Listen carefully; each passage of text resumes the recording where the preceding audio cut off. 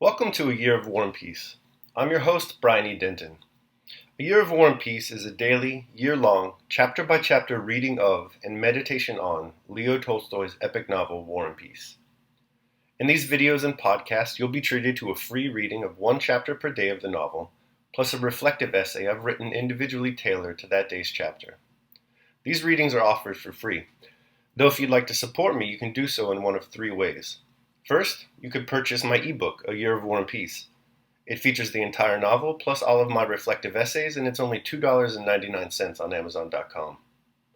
You could also become a patron at patreon.com/Brian E. Denton.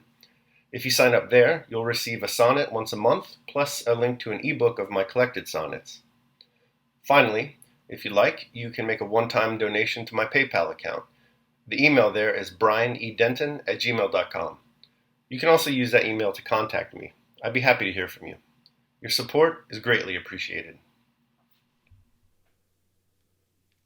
Today's reading and reflection is on Chapter 106. Chapter 106. Prince Andrew arrived in Petersburg in August 1809. It was the time when the youthful Speransky was at the zenith of his fame, and his reforms were being pushed forward with the greatest energy. That same August, the emperor was thrown from his calichet, injured his leg, and remained 3 weeks at Peterhof, receiving Speransky every day and no one else. At that time, the two famous decrees were being prepared that so agitated society, abolishing court ranks and introducing examinations to qualify for the grades of collegiate assessor and state councillor.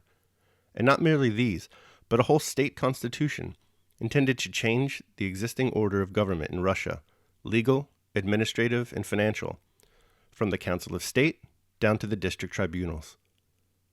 Now those vague liberal dreams with which the Emperor Alexander had ascended the throne, and which he had tried to put into effect with the aid of his associates, whom he himself in jest called his Comité de Salut Public, were taking shape and being realized. Now all these men were replaced by Speransky on the civil side, and Arakcheyev on the military. Soon after his arrival, Prince Andrew, as a gentleman of the chamber, presented himself at court and at a levee. The emperor, though he met him twice, did not favor him with a single word. It had always seemed to Prince Andrew before that he was antipathetic to the emperor, and that the latter disliked his face, and personality generally, and in the cold, repellent glance the emperor gave him, he now found further confirmation of this surmise. The courtiers explained the emperor's neglect of him by his majesty's displeasure at Bolkonsky's not having served since 1805. I know myself that one cannot help one's sympathies and antipathies, thought Prince Andrew, so it will not do to present my proposal for the reform of the army regulations to the emperor personally, but the project will speak for itself. He mentioned what he had written to an old field marshal, a friend of his father's.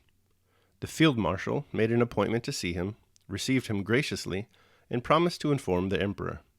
A few days later, Prince Andrew received notice that he was to go see the Minister of War, Count Arakcheyev.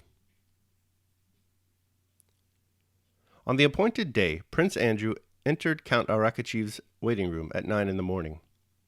He did not know Arakcheyev personally, had never seen him, and all that he had heard of him inspired him with but little respect for the man. He is a minister of war, a man trusted by the emperor, and I need not concern myself about his personal qualities. He has been commissioned to consider my project, so he alone can get it adopted, thought Prince Andrew, as he waited among a number of important and unimportant people in Count Arakcheyev's waiting room. During his service, chiefly as an adjutant, Prince Andrew had seen the anterooms of many important men, and the different types of such rooms were well known to him. Count Arakcheyev's anteroom had quite a special character. The faces of the unimportant people awaiting their turn for an audience showed embarrassment and servility. The faces of those of higher rank expressed a common feeling of awkwardness, covered by a mask of unconcern and ridicule of themselves, their situation, and the person for whom they were waiting. Some walked thoughtfully up and down, others whispered and laughed. Prince Andrew heard the nickname Sila Andreevich and the words, "Uncle will give it to us hot," in reference to Count Arakcheyev. One general, an important personage, evidently feeling offended at having to wait so long, sat crossing and uncrossing his legs and smiling contemptuously to himself. But the moment the door opened, one feeling alone appeared on all faces, that of fear. Prince Andrew, for the second time, asked the adjutant on duty to take in his name, but received an ironical look, and was told that his turn would come in due course. After some others had been shown in and out of the minister's room by the adjutant on duty, an officer who struck Prince Andrew by his humiliated and frightened air was admitted at that terrible door. This officer's audience lasted a long time. Then suddenly the grating sound of a harsh voice was heard from the other side of the door, and the officer, with pale face and trembling lips, came out and passed through the waiting room, clutching his head. After this, Prince Andrew was conducted to the door, and the officer on duty said in a whisper, "To the right, at the window." Prince Andrew entered a plain, tidy room, and saw at the table a man of 40 with a long waist, a long, closely cropped head, deep wrinkles, scowling brows, above dull, greenish-hazel eyes, and an overhanging red nose. Arakcheev turned his head toward him without looking at him. "What is your petition?" asked Arakcheev. "I am not petitioning, Your Excellency," returned Prince Andrew quietly. Arakchev's eyes turned towards him. "Sit down," said he.